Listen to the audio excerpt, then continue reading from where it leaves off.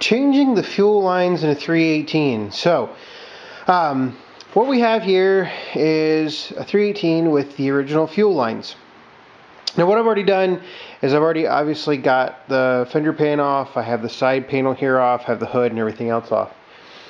What we're going to do is we're going to replace, so you have the auxiliary and the main line. We're actually going to replace the whatever those are in the tank. I've lost my mind all of a sudden. But we're going to replace those. We're going to replace all the lines. So the lines actually come up to this valve right here. For this valve right here, they come through and they go to the pump. The pump is over here on this side of the engine.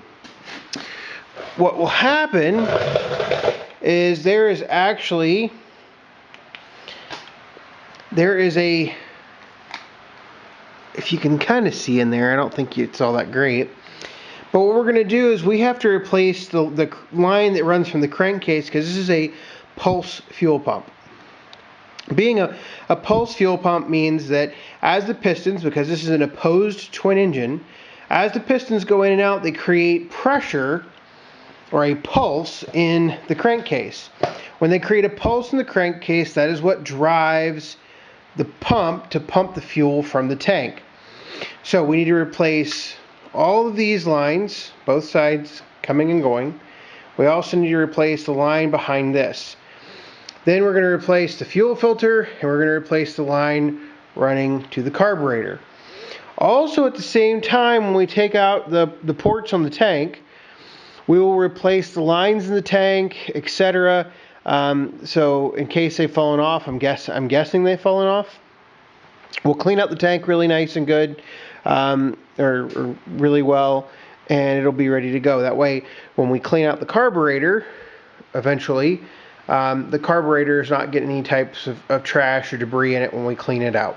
So that's what we're going to do to fix the fuel lines, or replace the fuel lines. This process should take approximately, I'm guessing, about an hour to do once you get started. So that's what we're going to do, replace the fuel lines. So the first thing I'm going to do is I'm going to cut the lines off the tank and feed them through. But what I'm going to do is I'm going to use a barb, and when I pull the lines through, they will pull into the existing location. I'll show you how I do that when I do it. So, well, that'll be the next part of the video. Okay, so I got the lines cut off the tank, and I got the tank drained, and naturally this fell out. So what this is this is the reserve part of the tank, or the reserve fuel pickup. It's very common for this to fall off. I mean, you can tell over the years it's very, very brittle. It'll probably just come right off.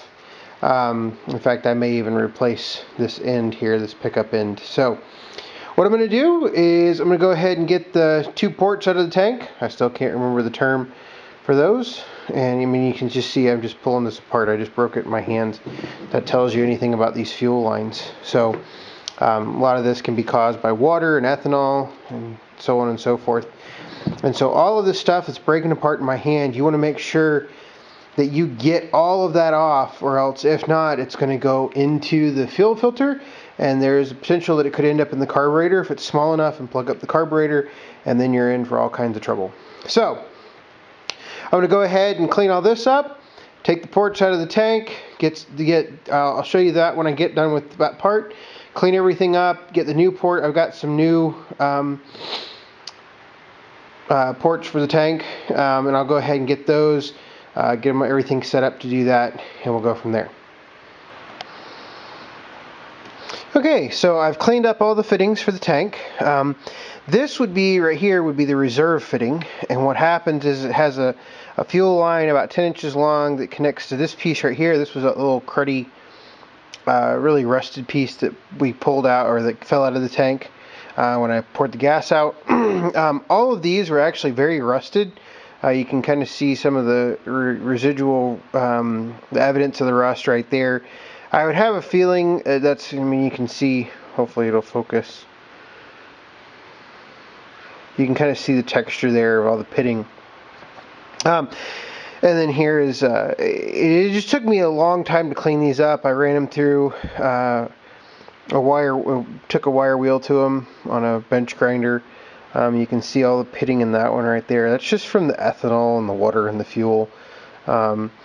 So this is, I think it's in okay condition to use. This is the main pickup. It sits on top of the tank. The little bushing is here. And this will sit in the tank, and it's about, probably a half inch to an inch off the bottom, and that's what will pick up the fuel. To go in the reserve, you switch it over to reserve, and you have an extra 10 inches of fuel, and this piece right here actually lays on the bottom of the tank. What we're going to do next is I'm going to go ahead, I've got this part number M149638. We're going to go ahead and put these on these and kind of go from there, because we have to put, particularly with this one, we have to put this on before we can put it in the tank, because it'll have this part right here on it. This one you could probably do either way, but I found in the past that you just do, you put the new bushings on as you go, and then once you put it in the tank. I'm not going to be able to complete this project at the moment because I need some different type fuel line. I like the Tygon fuel line, or the Weed Whacker fuel line. If you put that on there, typically that'll last a little bit longer than some of the just rubber hose that's around. So I need to get some of that. You probably just pick that up at Walmart or something.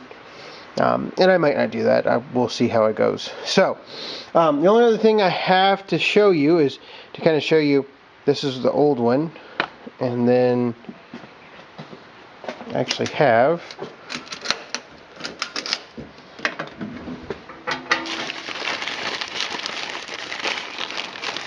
this is what a new one looks like. So that's actually a new one of those. This is part number AM39548. So I do have a new one if need be. And then these are the fuel filters. I buy these in gross. Fuel filter is AM116304. One time, if you've ever noticed at Lowe's, just a commentary about the fuel filter. One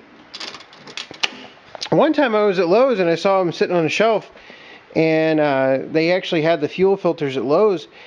They were like $11 for a fuel filter, and you can get them at Deere at the time. I think they were $4 or $4 and a penny, something like that. They're probably $5.05 now, knowing how things increase in price. But anyway, that'll be it for this project for right now. Next video will be replacing the fuel lines, or I may make it just one long video. I'm not really sure. So